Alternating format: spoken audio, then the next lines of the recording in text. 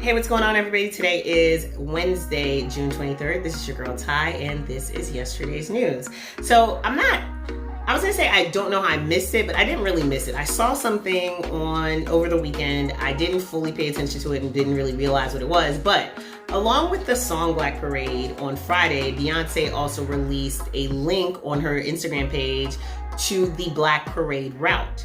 And what that is a list of Black-owned businesses ranging from everything from arts and design to fashion to lifestyle and like hair products to health and beauty to restaurants, everything you can possibly imagine that's Black-owned. And it was a list that was compiled by Zarina Akers with black.own.everything on Instagram.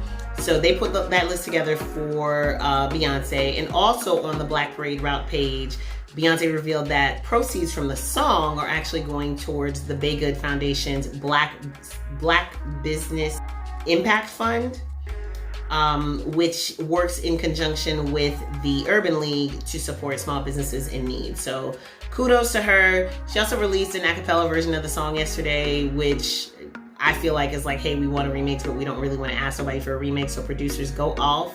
And she's doing good with the song, and the a cappella version being released yesterday made it yesterday's news again, right?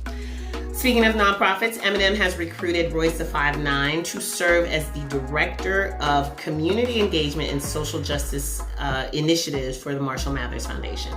You know what that means? That means that even somebody as entrenched in Black culture and hip hop culture as Eminem has been his whole entire career, he realizes that the best use of his privilege is to actually give a voice to a person of color, empower Black voices, and also have somebody that has a different perspective than his within his organization to kind of point them in the right direction. So kudos to Royce. Both Em and Royce released statements about the partnership over the weekend, but neither of them gave any specifics on exactly what they'll be working on, other than to say that Royce will be in charge of new initiatives. So I'll keep you guys posted on that. Kendrick Simpson, aka Nathan from Insecure, who also recently appeared in the movie Miss Juneteenth, is really out in Hollywood leading the charge on social justice. After being hit by police batons and shot 7 times by rubber bullets during a protest that he co-organized, I believe last week, maybe the week before that, Kendrick worked with Tessa Thompson and Black Lives Matter's co-founders Patrice Cullors and Melina Abdullah to write an open letter to the entertainment industry asking Hollywood to divest from the police and invest in Black communities instead.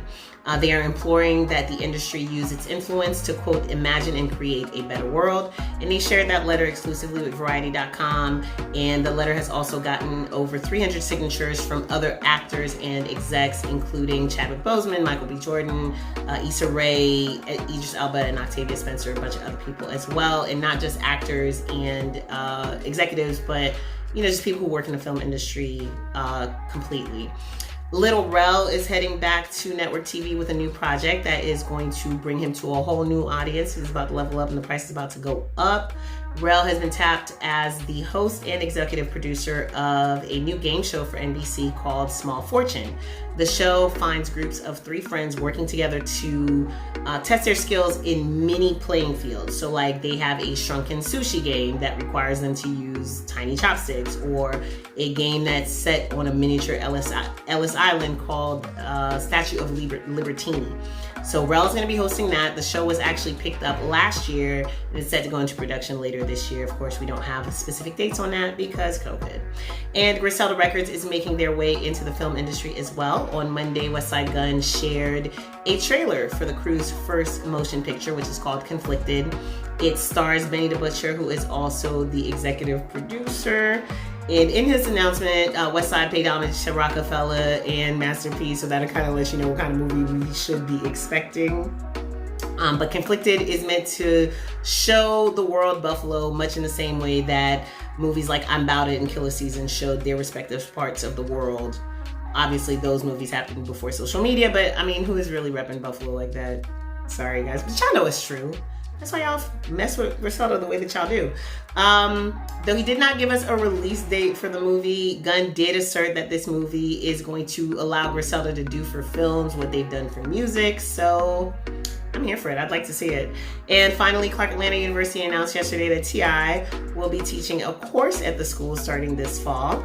He is working with Dr. Melva K. Williams to develop a curriculum for a class called Business of Trap Music, and they will teach that class together. And according to Clark, the course is meant to bring an understanding of the origin, culture, and business of trap music. So I saw a lot of commentary on the internet.